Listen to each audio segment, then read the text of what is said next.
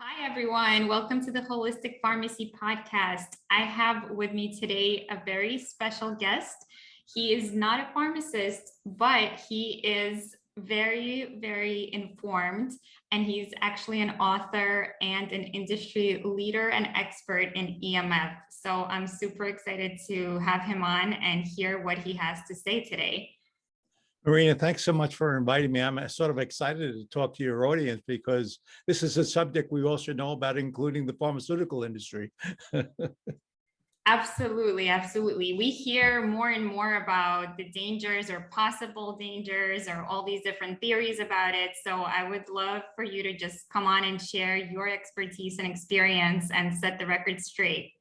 Yeah, Marina, it is very controversial, but ironically, there's so much substantive scientific evidence that, it's to those who are familiar with the subject are not as in the dark as others who claim to be. So we will talk about all these kinds of things. And to start off with, my background for 30 some odd years, I worked for the telecommunications industry. I was part of the development of standards and technologies that are deployed in the networks, including the technologies we talk about today. So I've had many, many years of experience.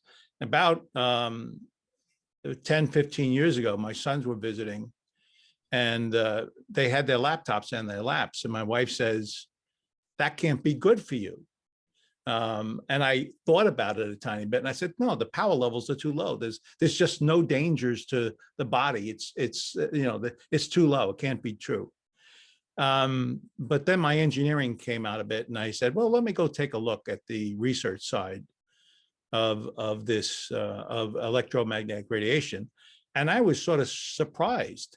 At that time, we actually knew quite a lot. We knew that after 3 or 4 hours, there's something as much as 25% of mobility in the male sperm.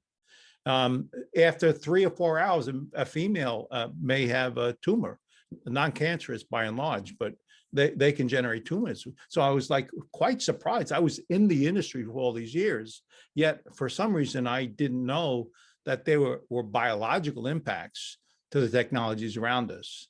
So that's what started me in the subject matter. And all of a sudden I became more and more a expert in it because I happen to have many, many years of experience in it. But what was really sort of interesting that sort of your audience may listen to, I had to go to the medical side a bit, because even that seemed to not be migrating back to the medical community that's serving the patients. So I have actually been a bridge to some extent for some of that kind of stuff over the last several years. So thank you again for inviting me. I'm excited to chat. Well, Daniel, thank you so much for that brief intro into your world. I generally always start off with just asking a tiny bit about your background and how you came to be such an expert. So I'd love to know where you grew up, how you got into this field in the first place, and how this bridge started forming in your mind. Was it that incident when you started to think about the dangers to your sons, or what was that spark that got you into researching more and more on the biomolecular level? I grew up in New York.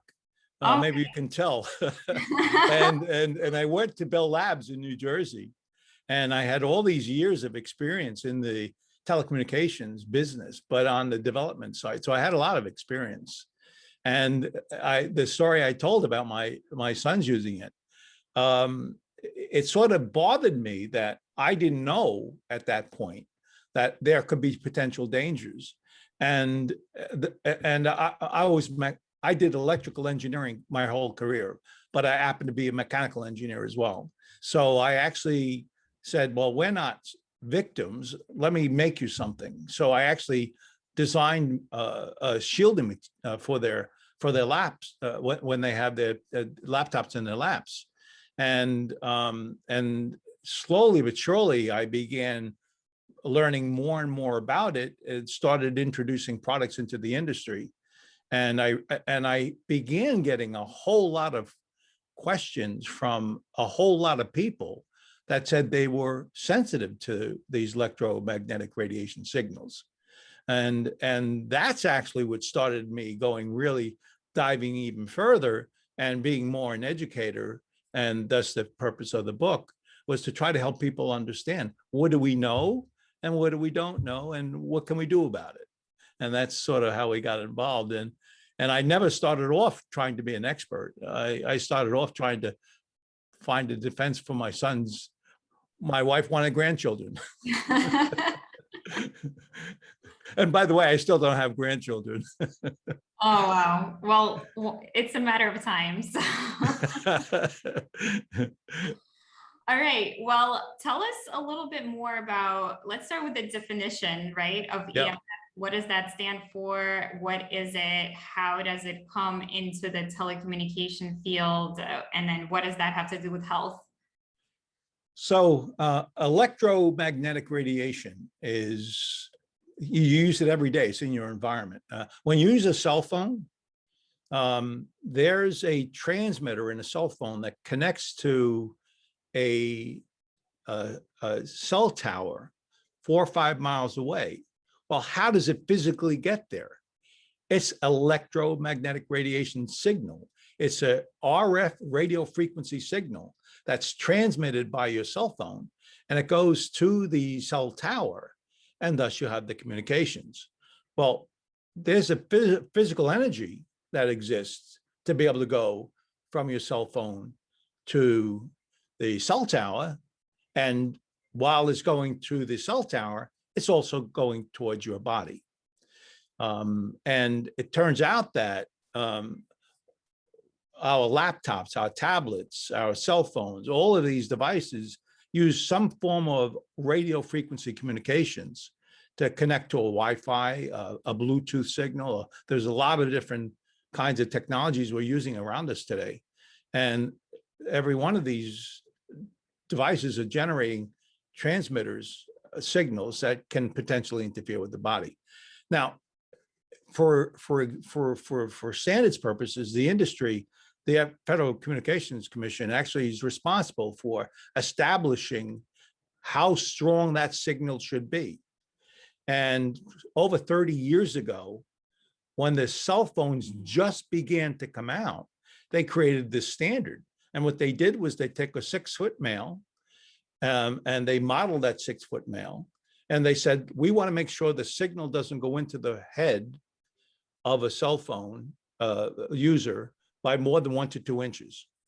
And we want to make sure that it doesn't heat up. The thermal impact of electromagnetic radiation, RF, is a thermal impact to the cells. And so they don't allow the head of a 6-foot male to go more than 2 degrees. Okay, so that was 30 years ago. 6-foot male represents about 2 to 3% of the population using cell phones. Females using cell phones, the membrane, their skulls, the interference that occurs from a signal into the head is less than a 6-foot male. A child, a 6-year-old child, where a male, it goes in 1 to 2 inches, it goes completely through their head. And what we're talking about before was, what is the thermal impact, the 2 degrees? Well, think about this. The standard never thought about the biological.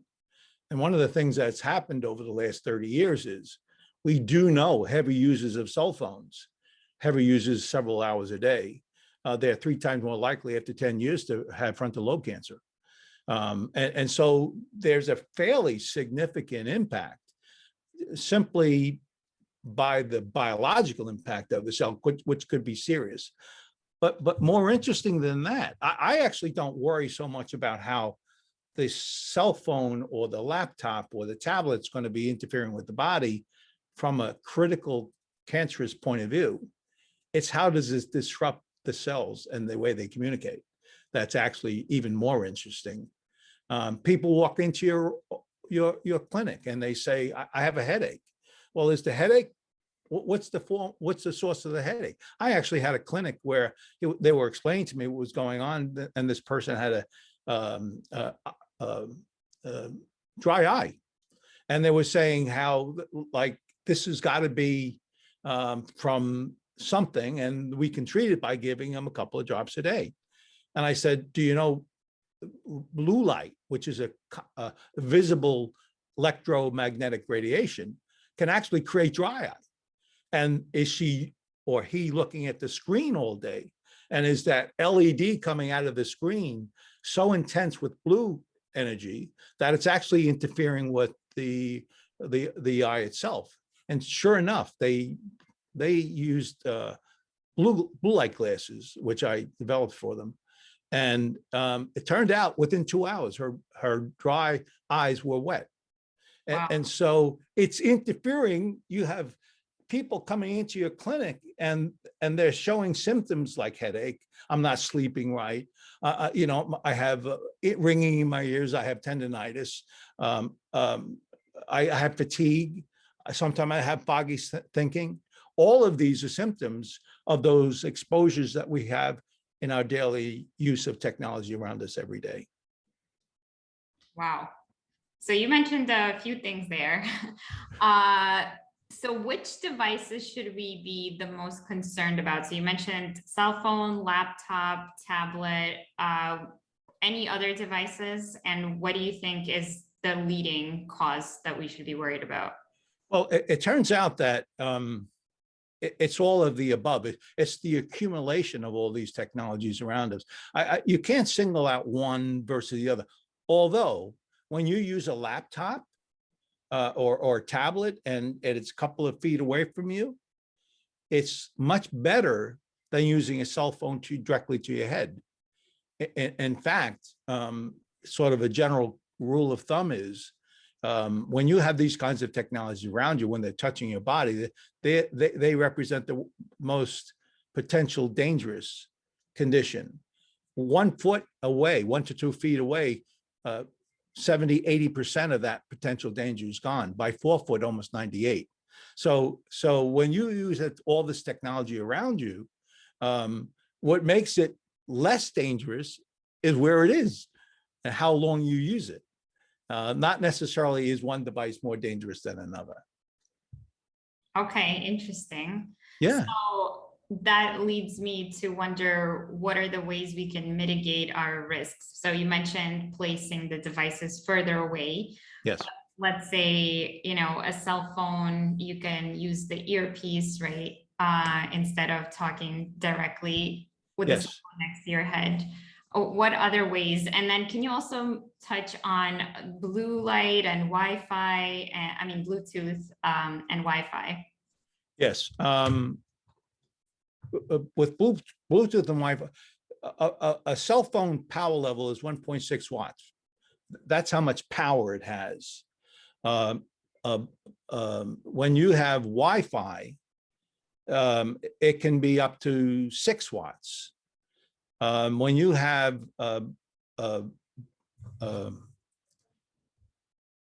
other device transmissions, such as what is it called? Having a brain fog. Bluetooth. When you have a Bluetooth, that is 1/5 the power level of a cell phone. But when you talk about potential dangers to the cell, you can have 0.1 watts mutate a cell in the frontal lobe. Some researchers showed that sometimes very, very, very little energy levels can be dangerous to the cell to the extent where it mutates the cell or damages the cell.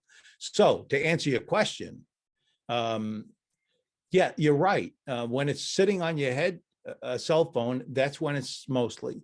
If you use it for a few minutes and put it down, you don't have to worry about anything, because there's just not enough intensity for a period of time to make it a danger. But if you're using several hours at a day, you really want to think of options like putting a cell phone into your hand and using speakerphone. That's very safe for you, because there's a distance from, we talked about that a minute ago, the distance helps you reduce the potential dangers of it.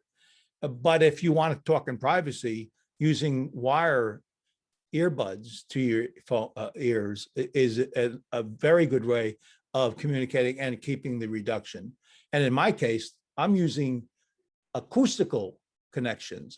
I eliminated the electrical signal to the earbuds, so I don't even have any. So the best way to minimize the potential danger is by using acoustical links with earbuds. And using those kinds of practices actually can help you minimize your exposures and dangers in time. So what do you mean when you say acoustic earbuds? You mean the ones that have the wire that go in rather than the wireless? So you don't want to use wireless because they're using Bluetooth, right? Yes. And Bluetooth is 0.3 watts. And we were talking about that a moment or two before. 0.1 watts mutates the frontal lobe cell, as I mentioned, right? So you're right. If you use earbuds that communicate back and forth through your ears into your head, 0.3 watts can be very dangerous in time. So you really don't want to use that, in my opinion. But what I was talking about before was acoustical. You can actually find devices where it's electrical halfway up, and then you convert to a speaker inside, a tiny little speaker, and it goes into a tube, and the tube goes into your head. And at that point, it's just audio. Wow. Audio, and it eliminates all the electrical component of that listening and makes it acoustical and quite safe. So that's my suggestion for the best way of doing it. Interesting. Can you recommend a company that produces those? There are several companies that do that. There are many that do it. Okay, so maybe I can include some of those in the show notes, and I can ask you for those later. Okay. Okay, awesome. So what other ways can we use? I mean, I know you mentioned putting the cell phone on your hand, right? And then using the earbuds, but should we ideally be touching any body part with any EMF device? No, not really. If you can avoid it, you really want to stay away from it. If you have a cell phone and you're a 12-year-old child, female child, and you put a cell phone in your back pocket, you can actually influence the egg, and you can actually mutate that egg with this short distance between the transmitted RF signal to the egg of the child. I had in Radiation Nation, the book that my son and I wrote, I had written about the strength of that signal, and having something close to you like that, even when you're not using it, can be potentially dangerous to you. And I had he was a business associate, one of the finest radiologists in the country, brilliant man. And he said, "Nah, that can't be true." And then one day he called me up and he said, "Dan, I had someone in my clinic, a young woman, and she had a child born still, and the child had very, very rare mutated cells." And he said, "I could not figure out where they came from, but he said, now I thought about what you said in your book about the close proximity could influence it, and we don't know the results of exactly what will happen, but there's certainly a potential." And so long story short, for her, she actually had another child and it was fine. So it's really, when you put it in your bra, research shows where you put your cell phone in your bra, you can have cancer. And there has been cases of cancers. So it's not like it's like a debate. These are kinds of things we actually really do know. Some of the interesting things too that may interest your audience is that when you use a cell phone, believe it or not, your membrane, the blood-brain barrier of the head is actually suppressed by the signal going into the brain. So the potential for more dangerous changes in those cells is greater because of that. And at the same time, it's suppressing immune. Dr. Ali Johansson out of Sweden actually is a wonderful expert in the space. And for years and years and years, he talks about the mechanical breakdown of the immune system, which of course is not a good thing when you have other conditions in the environment that are also influencing your immune system. So, and in fact, in some clinics, I know one clinic particularly, they've actually been able to identify a link between certain bacterial levels increasing as a result of the immune system being suppressed. DevC is one of those bacterium that has actually shown to increase in electrohypersensitive. So it's like you don't want this stuff near you if you don't need to. Putting away just a little bit, 3 or 4 foot away, really does make it much more safe for you. Okay, so let's say you mentioned somebody keeps a cell phone on their body, in their pocket somewhere, and they're not aware of it and they're not using it. So you mentioned it's still dangerous if the cell phone is off. So why does that happen and how can we mitigate that? Don't put it in your pocket. Honestly, it's really, it's not a complicated question.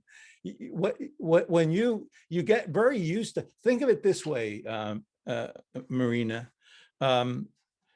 if you have all these devices around you, you have your laptop, you have your tablet, you have your cell phone, your husband may have a laptop, a cell phone, your child may have it, your friends may have it. They come into this room, all of these devices are on and they're transmitting.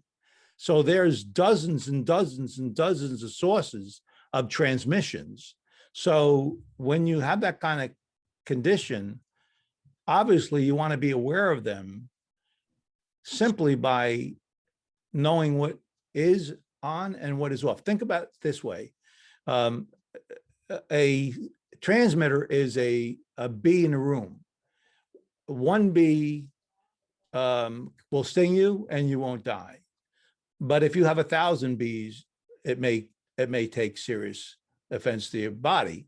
So the idea is turn the bees off, turn the transmitters off. So if you don't need the device, just turn it off. If you're going to use the device, make sure it's far away from you, but always make sure that you're managing your environment because it's accumulative in your environment and these devices are filling rooms and your body's reacting and you don't even realize it. But your body is reacting. In fact, let's chat a little bit about that. You may have heard of oxidative stress, right? Oxidative stress is like a big word, buzzword for the medical community.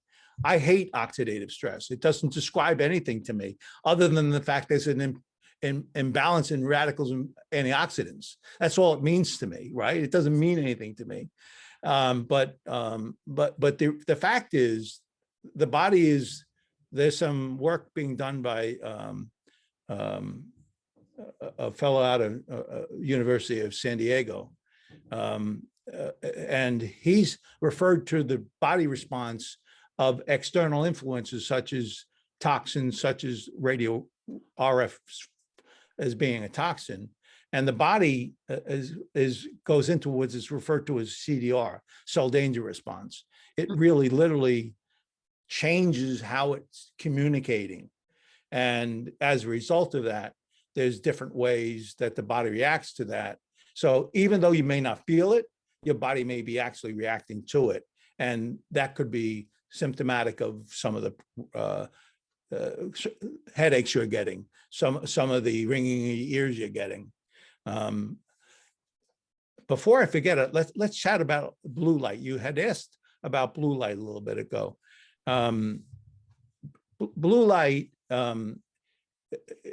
we know through research that you can have the dry eye. We talked about that. There's also premature macular degeneration that's also been studied and linked to blue light. Blue light is the energy coming out of your monitors, your screens. It's the intensity of the LED that's actually generating pretty light that's around you all over, including blue, but it's more intense. So that concentrated LED light is actually screwing around with your eye itself. When you go outside and it's sunlight and there's a blue component to it, you're awake. If you go outside and there's no light at all, including blue light, you go to sleep. That's what there's a circadian rhythm to what we do, right? So knowing that component of the spectrum, which is the strongest visible light that there is, the blue light, actually, believe it or not, is tricking your eyeball into thinking it's daylight when you're sitting around reading your laptop in your bed at night. So is that a good thing or a bad thing? Well, let's talk about it. It turns out that when your body thinks it's still light out, or your eye, there's a cryptochrome protein that's in the back of your eyelid, back of your eyeball, and it turns it on and off. That's the melatonin it's turning on and off. So when you are looking at these devices at night and all of a sudden you want to go to bed and you can't go to sleep, that's because the natural evolution of the melatonin has not been developed within the body to the point where you naturally fall asleep. So if you read at night, watch from a tablet particularly, within an hour to 2 hours before you go to sleep, don't use it so your natural circadian rhythm can kick in and not be disrupted by the cryptochrome switch not being on or off at the right time. Yeah, absolutely. That was a good way of describing it. We also call it sleep hygiene. So yeah. changing the behaviors around the setting up of getting ready to go to bed. Right. Yeah, exactly. In the bed and, simulating the best case scenarios naturally. Yes. I mean, I know a lot of people actually supplement with melatonin, and even in the natural health world, it's become a very trendy supplement to help people go to sleep. But in my opinion, it's mostly masking what is happening. What the problem is, exactly. I absolutely agree, Marina. There's no question about it. You should not be using melatonin. And it may be habits that you've created that have created the symptoms, and now there's a dependency, and natural melatonin is not being created, and that's even worse. You're disrupting the natural negative feedback cycle. Right. So when exactly. You're your body what it lacks, it just says, okay, then I don't need to make my own. Yeah, and it's funny about that, and I've correlated to that is the fact that you have the mitochondrial repair that happens in the middle of the night, right? And so when you're disrupting the melatonin, you're also disrupting recovery of the cells that are most important little engines in your body, right? The mitochondrial function is diminished because you haven't gone through the cycle. And by the way, the story about CDR, their research shows that there's they call it meatball, mitochondrial. They disrupt, they cluster typically, they disrupt and separate when they're in a CDR. And so the recovery of those over a sleep cycle at night is disrupted as well. So we're talking about the environmental bees in the room. That's sort of pretty important for those reasons. You want to not only make sure that you don't have an open gas can in the middle of your room and generating toxins within that room, and the RF signals are also a toxin. So you want to make sure all your toxins are cleaned up as clearly as you want. And in fact, when you go to bed, we're talking about sleep sanctuary.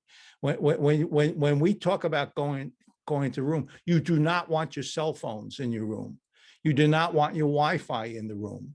You don't want any of these technologies in your room. I was talking with a podcaster once, really, really wonderful lady. And I told her, get that stuff out of your room, because it's not only the blue light that's bothering you, the visible RF, ELF, it's also they interrupt the side of the brain, the pineal gland, and all the kinds of things that are in the process of getting your sleep cycle correct. And so that's being disrupted when you have these devices around that room. And so you really want to make sure you clean your sanctuary up as much as possible. Well, she was very nice to me and said, oh, thank you so much. She didn't believe a word I said. She called me back in 2 weeks and she said, my husband and I took our cell phones out of the room and we're sleeping the night now. Wow. Yeah, I mean, you don't realize that it doesn't take much energy to disrupt electrically charged bodies. And so it is important to make sure, it's particularly at night in your bed sanctuary, that you clean it up as much as possible. So that's a really good point. And I actually haven't thought about the mitochondria impact and how if you don't have your natural melatonin cycle completed, that repair and recovery that usually happens at night doesn't happen. So that was really eye-opening. It's a big deal. Yeah. Not only that, but we talked about bees in the room. There's a correlation to those bees in the room in that it's disrupting your mitochondrial cell. And if you're not sleeping at night, it's not being repaired the way it should be repaired. Yeah. And so you're waking up groggy and you're not feeling energized. And it could be the electronics around you. And if there's only a few, you're probably okay. But if you're bringing more and more into your environment, it does influence the body function, the biological body functions. Yeah, I mean, I've seen so many patients with fibromyalgia or chronic fatigue, and it just makes me so kind of aware of how many of these hidden causes are out there of these seemingly diseases with no pathology behind them, no real information that we have on why they form. So this is really, probably the leading cause that I can think about for these type of things. Yeah, actually, there's primal body function. I didn't talk about what CDR is. If you and I are in the woods and a bear comes running up to us and we see this bear, we can run or we can hide, right? It's a natural response. Well, CDR, a cell danger response, is a natural response. It's almost primeval. It's actually controlled by the brainstem, not even the brain itself. So it's very primeval in the body, and it's going to very, very basic functions of the body and manipulating those functions under those circumstances. So you're right. The source of a lot of things that don't seem to make sense could be the environment that they're living in, and simply trying to understand that, including eating habits, of course, as you know. It's very, very important to maintain balanced diets, good diets, but particularly in the electromagnetic radiation space, you really do want to concentrate on that because it does influence. And then one thing begets another, and then it's really almost impossible to figure out what's going on with the body. I've seen 20% of our population is electric hypersensitive. What is that? They always feel fatigued. They always have headaches. They could be debilitated in many different ways. 20%. Wow. It's from the electromagnetic radiation around us. And so of that, 80% of women. And nobody knows why it's women more than men. How severe can electric hypersensitivity be? It can get pretty serious. I saw a fella go into a clinic. He was exposed over years to very high intensity signals, and he couldn't even walk anymore. That's how debilitating he was. And it was because of the environmental space he was in. had high levels of electromagnetic radiation in the environment. And so it took that clinic quite a long time to help that person recover. And part of the secret was making sure he ate right, making sure he was sleeping right, making sure he did all the kinds of basic stuff that are important for health. So it can get fairly serious, and we don't know why women, but if you're getting headaches and you want to figure out where it may be coming from, look where you have your Wi-Fi. Is it too close to your body? Is it too close to your family? Is there a way of moving it out farther out so it's less intrusive into your living environment? Those are the kinds of things you got to think about.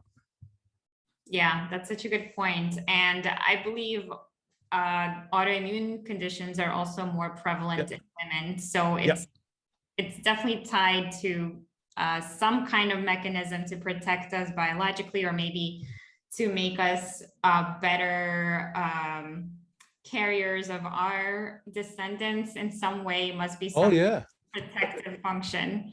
Yeah, we're talking about occupational stuff. You're 2 to 3 times more likely to get Alzheimer's if you live in a high electromagnetic radiation environment, if you work in one. 2 to 3 times. Wow. So we know that the human body is being influenced. I don't think there's a lot of controversy about it, as you know, but you know what?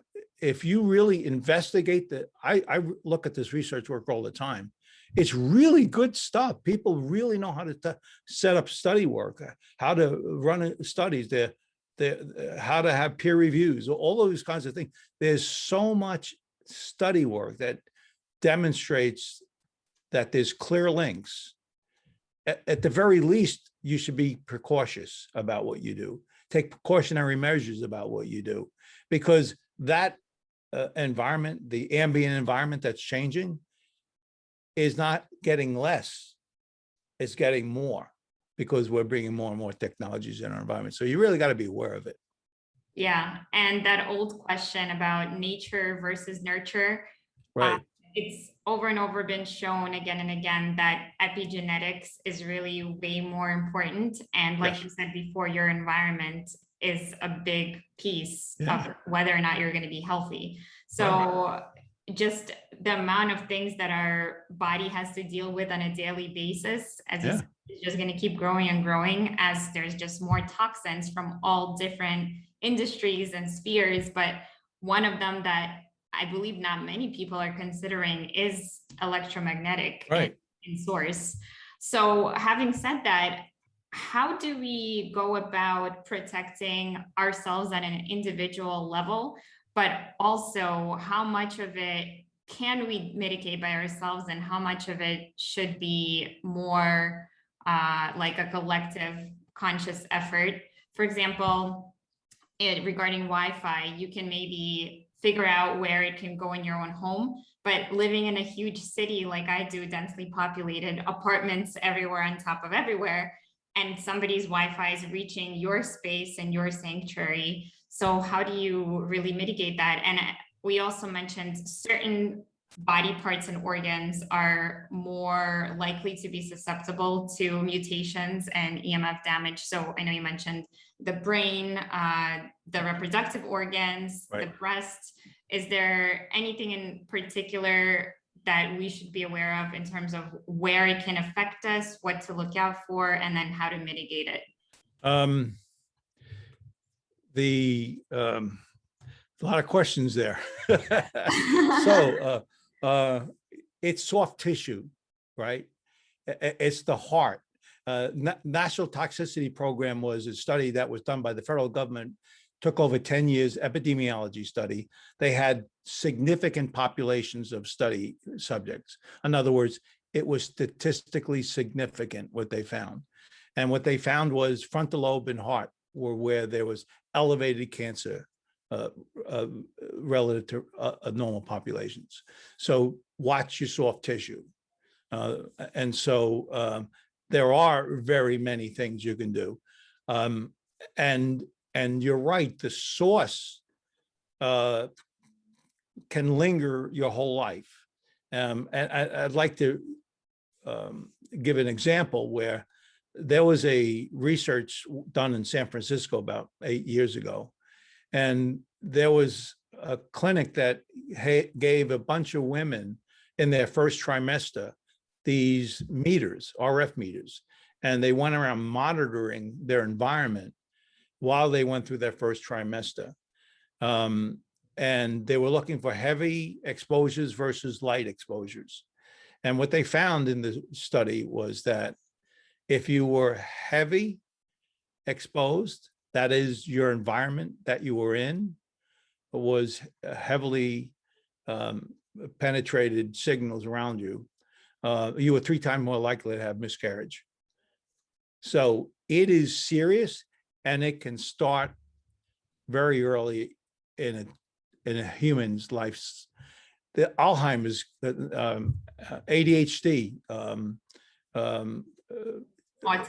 autism, that's in vitro. There's actually studies that show it's in vitro. In other words, when you have a cell phone in your pocket and you're pregnant, you could actually be influencing the child as it was developing, and it could be as serious as ADHD and other illnesses. So, given I said all that, know your environment, right? It's as simple as that.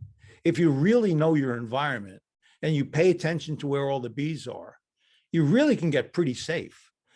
As you pointed out before, like if you have a router, it doesn't have to be in the middle of your living room, and it certainly shouldn't be in your bedroom. It can be in the garage, and it still provides Wi-Fi access, but the power levels of those signals are much less because the distance is farther away.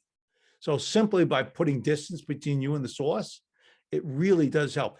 If you have one of these smart meters, supposedly quote unquote smart, I don't know how smart it is, and it's on your bedroom wall, on the outside wall, move your bed.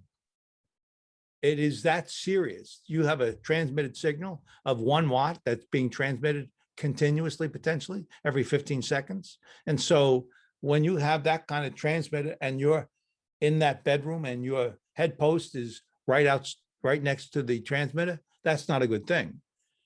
But a simple thing is move it to the other side of the room, the bed itself, and that distance substantially drops the exposure to you, and you're much more safe. Same building, but you're safer because you're physically in a different spot than you were before you moved the bed. So knowing your environment, your cell phone, when you have a cell phone on, there's a cell phone connection, there's a Bluetooth connection, and there's a Wi-Fi connection. I don't use Bluetooth or Wi-Fi when I call someone. I don't need it. I turn those transmitters off. So I had 3 Bs in one product. I made to 1 B. And so I reduced the exposure in that ambient in my environment by simply turning the stuff off I don't want and just turning it off. I don't need the laptop on. Only when I use it do I need it on. So simply by learning how to turn things on and off when you're not using them. And if you have to have them on, when I go home at night, I put a cell phone on a counter that's the farthest away from my house. I mean, living area. That's what I simply do. I just put it somewhere and I don't even think about it. If the phone rings, I got to run, but I never keep it in the living room with me because it's a bee in the room that I don't need. So you really, you're the architect of that environment, as you know. You own that space. Federal government's not going to come in and tell you how to protect yourself under these circumstances. It's you who have to take the actions to do that. And they're very simple things to do. If you do the right stuff, making sure you clear that environment for you, you're in no dangers whatsoever. If you choose not to, you increase the probabilities simply by having higher levels of exposure than necessary. Yeah, that's really good advice. Thank you, Daniel. So I admit I'm not the best technology expert, even though I am a health expert. So I'd like to know what other things can we do? I know about maybe turning your devices to airplane mode, or maybe LCD versus LED screens. Can you talk a little bit on other things we could do? When you modern monitors today, are pretty safe, believe it or not. The LEDs are the more concern, but the products themselves don't generate emissions as much as they used to. So if you get a modern day, there's not much difference between LED and LCD. So I wouldn't spend too much time differentiating that when you're designing and buying it. I would tell you put it distance. You want at least 2 foot away if you can. And that distance is good. If you're going to be using monitors for a while, there's no doubt in my mind, you should think about blue shielding, blue blocking shields. You can have them as a film on your monitor. You can have glasses that have that, or believe it or not, today with modern cell phones, you can actually turn it where the blue LED is not transmitting. And so by simply changing features of the product you're using, they now actually enable you to close those Bluetooth blue light signals off. By the way, blue light, why it's of a concern is the intensity. We mentioned that. But that's actually at the cusp of non-ionizing to ionizing. That's X-rays are ionized radiation. If it can cause cancer, right? Well, ultraviolet light is where it goes from non-ionized to ionized radiation to X-ray level stuff where it causes cancer. It's just below ultraviolet light.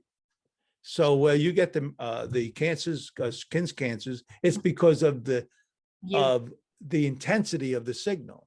Mm-hmm. Well, blue is the one below it, and that's why you worry about it, because of its intensity. Yeah, that makes sense. So what about regulating, let's say, your Wi-Fi, putting it on a schedule, like when to turn on and off? Are there devices for that? A $10 timer. I have a timer. I have a Wi-Fi. So if you can, you want to wire your whole house. You do not want Wi-Fi in it. You want an Ethernet house. And that's what I've done with my home is I have physical wiring. Anytime you can reduce that B by going to some alternative like a wire, that really is the safest bet. But if you have Wi-Fi and you've put it in a distant place where it's not really in your living room, the dangers are less when you have it that way. But when you're at night and you don't need it, no one's using it, get a $10 timer. At 11 o'clock, turn your Wi-Fi off automatically. And at 7 o'clock in the morning, turn it back on. And while you're sleeping in your sleep cycle, there's no interference from any Wi-Fi or, for that matter, any RF signal in your room. So that simple $10 item really does help to keep you safe. Now, if you're electric hypersensitive, and as you know, quite a few of us are, you don't want to use laptops. It's the oxymoron, you don't use laptops on your lap because it's too close to your body. But if you have a laptop, and particularly if you're hypersensitive, you can take that laptop and move it a couple of feet away, put it on an Ethernet cable, and the transmitters are gone from it. And the keyboard closeness to your hands is gone because now you have a remote keyboard. And so there are ways of configuring the use of technologies to be more safe by putting some distance between you and the technologies, and that keeps you more safe as a result of that. So you're saying the laptop can be connected to the internet with an Ethernet cable, and then you would use a remote keyboard that you can also plug in, because there's also Wi-Fi and Bluetooth. You don't want to use them, right? Exactly. You want the electrical wire. It's the safest for you. And believe it or not, if you're really, really electric hypersensitive, that can bother you. The very, very low power levels from that keyboard can actually bother people. So, but it's safe. It's very safe for them. It's just they're overreacting to the environment because it's super sensitive. But you're right. You can take a laptop and you can wire that laptop just like you would do a desktop. And by wiring it, you're eliminating the Wi-Fi transmitter. By using a wired mouse, you've eliminated the Bluetooth being transmitted for the mouse function. And if you're using a keyboard that has a wire, you eliminated the Wi-Fi, the Bluetooth connection for that as well.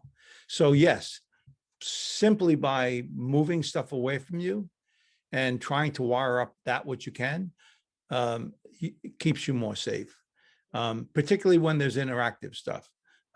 When you have devices that use Wi-Fi coming into your room, you can turn the Wi-Fi off and have Ethernet to your multimedia box that's inside watching the TV thing, your Apple TV or whatever devices you're using. They all will take Ethernet connections. And you can find a path for all those devices and not use the Wi-Fi. And you've reduced those emissions in that room. The number of bees in the room is reduced. And that's what you want to try to do.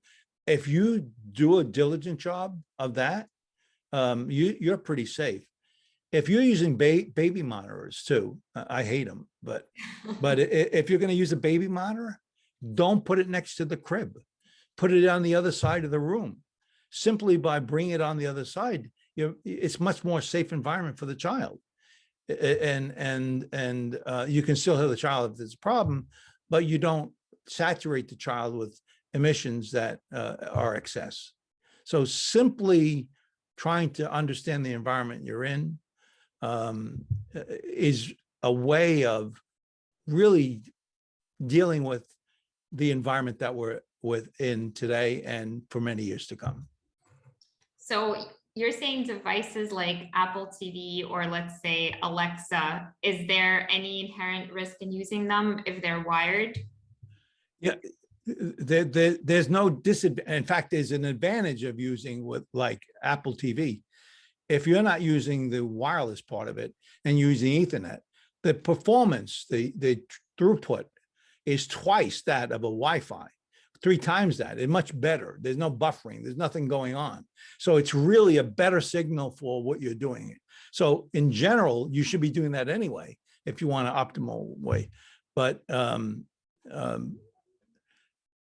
if you have a device that uses Bluetooth, or Wi-Fi, it transmits, you don't want that in the room other than the Wi-Fi. I'm trying to think of things that do that, but there's a lot of devices coming out that are interactive. Yeah. And you want to avoid it. I had a yoga class, and the teacher came and showed me what she just got for Christmas. And she got this beautiful little band thing that told her that her heart rate was right, her blood pressure is right, everything was right. Yeah. Right. I said, do you realize they're using Bluetooth to transmit that signal? That device is useful, but it's a transmitter that's transmitting on your body periodically, if not all day. Do you really need to have that exposure? No, you really don't need that exposure. And is it good for you? No, it's not necessarily. If you want to do it periodically, go ahead. But that's the kind of stuff that you really sort of want to watch in your environment. Are you contaminating it further by bringing more in than less? Yeah, the only reason I allowed my husband to get an iWatch is because he told me he can turn the Bluetooth off. Right. Yeah, exactly. And that's what if you can do that, then that's great. That's what you want to do. Okay, so Can you argue against putting your device on airplane mode? Should you be No, turning it off? actually, believe it or not, I don't. And the reason why is you still have GPS pinging, you have other stuff going on in the background when you turn the the airplane off. So Okay. I just simply turn it off. It's much better than if it's on. It's not the best. If you want the best, just simply turn it off. Got it. So you both turn it off and put it into another room. I actually, if your room is farther enough away, like in my house, when I come in, I put it where it's, 50 feet away from me. So I don't worry about it at all. I don't turn it off under those circumstances. Okay. So I can still hear it and it's not endangering me in any way. But if I bring it into the room with me, I turn it off. Okay. Got it. I just don't like these transmitters around me. Yeah, that makes sense. So I'd like to ask you, why do you think there's not as much public awareness of this problem out there? I was in the industry and I didn't know. It was really sort of interesting that even those who were in the middle of this space, we don't realize, because we're engineers, we're not clinicians, we're not researchers. So there's a bit of a problem where there's not interdisciplinary communication between all the various parties. The US stopped funding research 10 years ago. So where we used to be predominant in the space of research, we're not at all. So everything done today in the US, and for that matter, worldwide, is all private and universities. You don't really find much of government-driven study work, except for the NTP I mentioned to you before, National Toxicity Program. They found danger, and it was the federal government that found the danger, and it was ignored by the FCC. That's characteristic of politics that's been around for centuries. A good example is I smoked cigarettes when I was 12 years old, which was many, many, many years ago. At that time, you were a big man if you smoked cigarettes. Ironically, at that time, science knew there was direct link to smoking and lung cancer. They knew it over 50 years ago. And so the cycle of our environment and a change like cigarette smoking and our understanding it as a human takes years and years and years. And it also takes years and years and years to see stuff happen. And the increase in cancer rates and things like that, we're only beginning to see, because we've only had this technology around us for the last 10 years. Remember, I had a cell phone 30 years ago, which I didn't have. I would call a friend, but no friend of mine had a phone, so I'd never be on a phone, right? But now your children use it all day. So the use of the technology has fundamentally changed, and we're growing to learn more and more. And then there's the industry influence. Like smoking, there's a lot of money behind telecom and in the trillions of dollars per year. And they have very, very strong lobbying groups. And that has maintained positions publicly that are not necessarily the mass market view of what's going on. It's maybe skewed a bit towards the funding space. Interestingly enough, and I know I'm sidetracking a little bit, but the FCC was just brought to court by Kennedy, John Kennedy of Child's Defense League. And they actually pretty much, it appears from what I observed, that the court is likely to go against the FCC because the standards were found to be not reflective of current understanding of technologies. And so there's that debate that occurs, but it's always debated in pharmaceutical space, and you name the technology space, you'll find that same kind of dilemma. But it will change. But in the meantime, taking precautionary measures in your environment is probably a smart thing to do. Yeah, absolutely. Thank you for that. So one more thing I wanted to ask you is, why did you feel this was such an important mission to go out and do your own research? And how did you start researching and learn about all of this to become an expert of sorts? Well, it turns out that in Bell Labs, my role was to learn. And I did years of development work and standards work. So I was fairly knowledgeable and sort of familiar with how to understand stuff. And then it became a little bit personal when my wife mentioned about it. And it became more compelling the more I learned that the research side wasn't talking to the medical side. The medical side wasn't talking to the public side. So there seemed to be a mismatch in understanding what we had. So I would look in the medical side, the research side, and there's a preponderance of evidence that is really well-founded evidence about the potential dangers to the human. And I didn't understand why that wasn't being sort of shared with the other disciplines in our society. So I became a bit more compelled about trying to solve it, particularly because with the work I was doing, I was more and more asked by women, believe it or not. I have these headaches, I have these burning sensations, and the traditional medical community was saying there's nothing wrong. So I almost had to become more knowledgeable about what the problems did. So I have a scientific advisory group of a medical community that work with me and the company work we do. I have experts, biochemists, practicing physicians that sort of share that space with us so we can share it with others. And it became sort of an important role because of that disparity between what we know and what some of us know and others don't. And that was what drove us. It became more and more chronic about 6-7 years ago.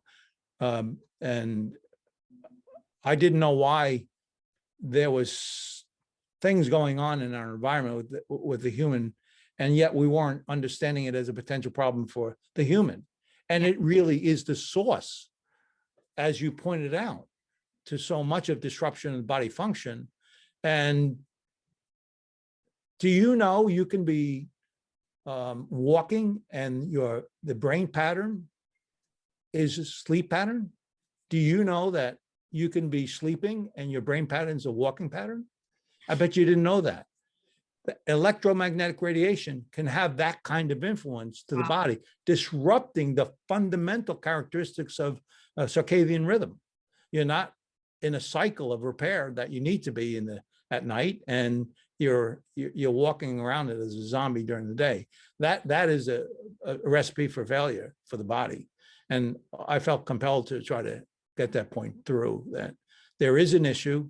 It's controversial. It will likely be continued to controversial. It ultimately will be lost in court. That's what happened with cigarette smoking. And I expect that's what's going to happen here. The standards influences will continue.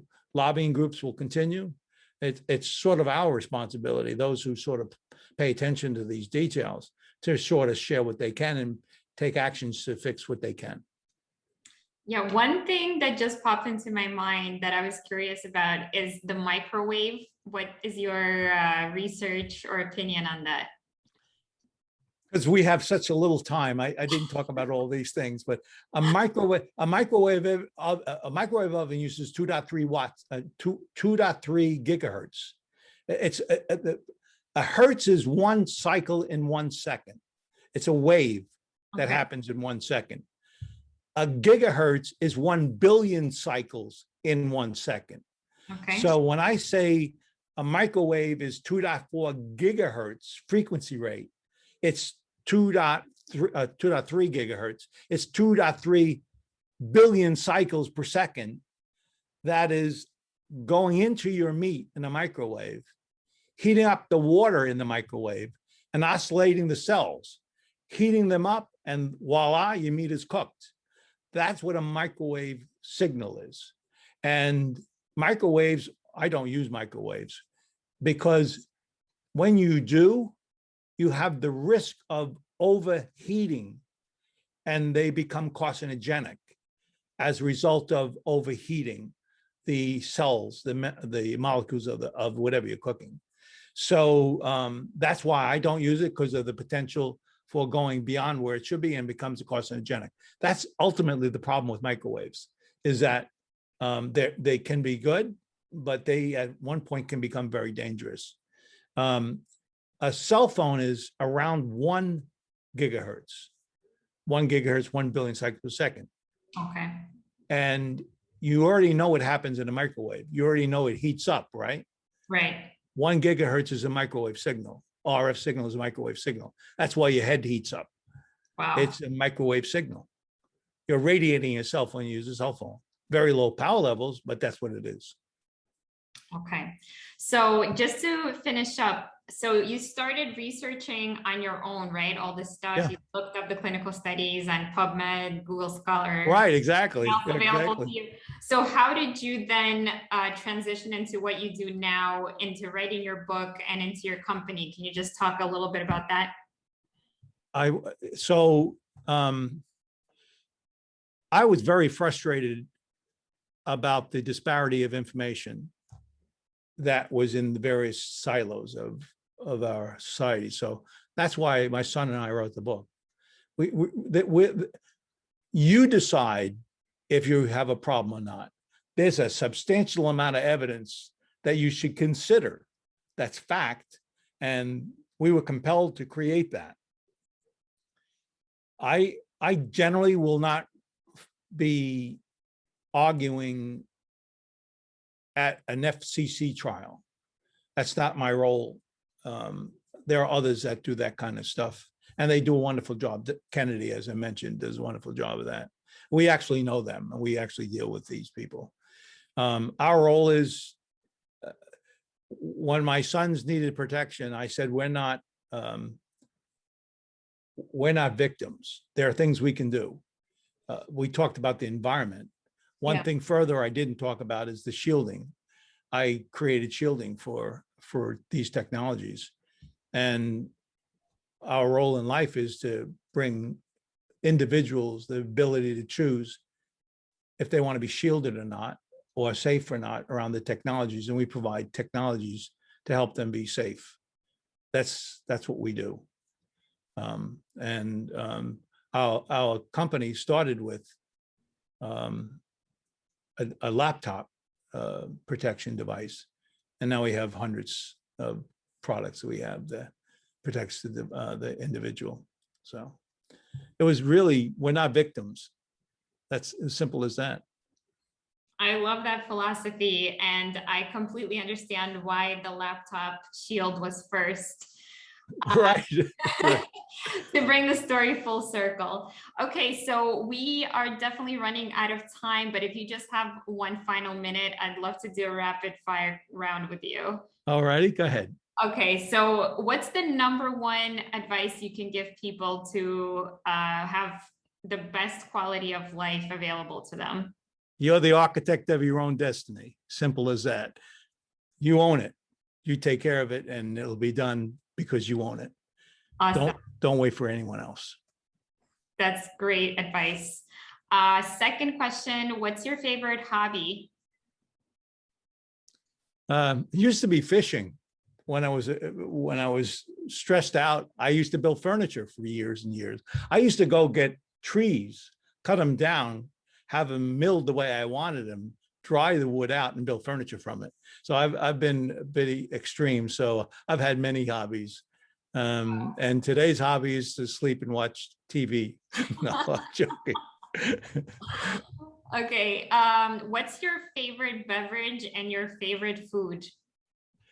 Believe it or not, it's water. I love clean water. I don't drink anything other than water. I don't like to contaminate my body with other toxins of any sort. So I typically water. And what I like, and this is the bad part, I love pasta. I love ziti. I love to make ziti. You gotta hedge your bets. Right, right. All right, finding a balance is also key. So I really want to thank you for coming on and sharing your wisdom and your story with us and your passion that came through very clearly. And I'd love for you to just let people know how they can get in touch with you, find out more about your work and your company and your book. The company that we have is defendershield.com. On defendershield.com, we have a whole learning section where if you'd like to research and find out where there's links to electromagnetic radiation and illnesses, we keep a portfolio of that. If you want to learn about 5G, we haven't talked about that today, but if you wanted to learn a bit about 5G, we have a significant subject matter that you can read and learn more about the subject. We have our book, Radiation Nation, that my son and I wrote, that's available on defendershield.com. And then, of course, we have a variety of products that are protecting the individual in a variety of different ways that individual uses technology today.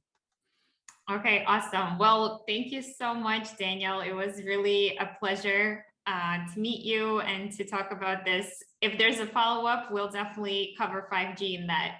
Yeah, we got to do 5G because that's interesting, controversial space, and we can help understand that space. Well, thanks so much for inviting me, Marina. I really do appreciate it, and I enjoyed our time together.